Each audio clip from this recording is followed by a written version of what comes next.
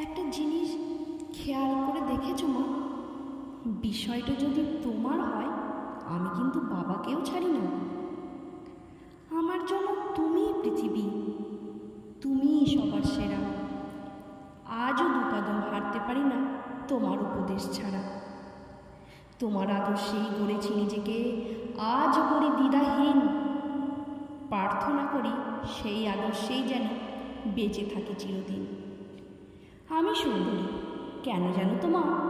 এই কথাটির থেকে আমি তোমার মতন দেখতে হয়েছি, এটা বেশি ভালো লাগে। তোমার মতনই শাড়ি ভালোবাসি, 3 বেলা ভাত খাই। তোমার মতনই কাজের ফাঁকেতে হারমোনে গান গাই, গ্যাস কমিয়ে মাংস কষাই, তবু তোমার মতন হয় না। তোমার হাতে রান্নার গন্ধটা ঠিক পাওয়া যায় না। তোমার মতনই জোড়া ভুরু রাখি, এলো খোপা করি চুলে। এত কিছু করি শুধু তোমার মতন হতে চাই বলে। বেশ কবছর আগে আমায় সুশিক্ষা দেবে বলে নারীর নীতি বলে একখানি বই কিনে দিয়েছিলে। পড়েও ছিলাম কপাতা, বাকিটা দিয়েছি ছেড়ে।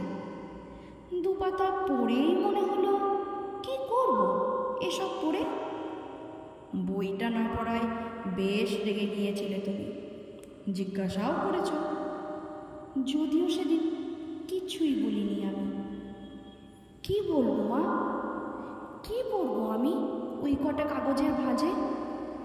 আসল নারী তো বিরাজ করছে আমার মায়ের মাঝে। জানো তো মা, ওই বইটার প্রতিটা পাতার কথা মনে হয়েছিল তোমায় নিয়ে, তোমায় ভেবেই গাঁথা।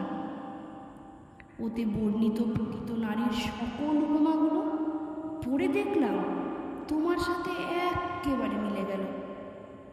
তাই 2 পাতা পড়েই ফেরত দিলাম বইটা তোমার কাছে।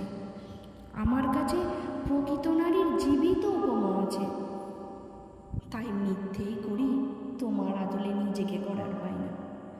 আমি আদতেই জানি চাইলেই আমার মায়ের মতো হওয়া যায় না।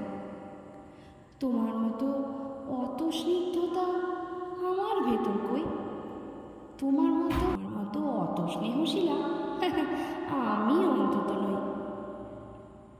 ও মা, ওই দেখো, এইটুকু শুনেই চোখে জল চলে এলো।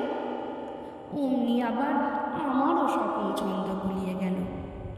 যাকে ছন্দপতন ঘটুক, কি আর এসে যায় তাতে।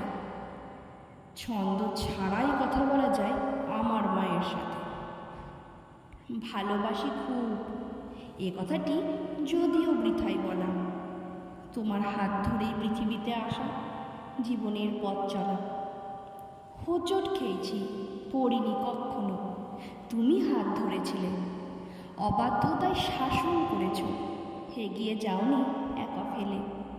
আমি হাসতে শিখেছি, বাঁচতে শিখেছি আবার নতুন করে, কারণ তুমি এই হাতখানি দাওনি কখনো ছেড়ে। ভুল করে গেছি বারবার, কত শুধরে দিয়েছ তুমি। আর জন্মেও যেন তোমাকেই পাশে পেতে চাই আমি, তোমাকেই পাশে পেতে চাই আমি।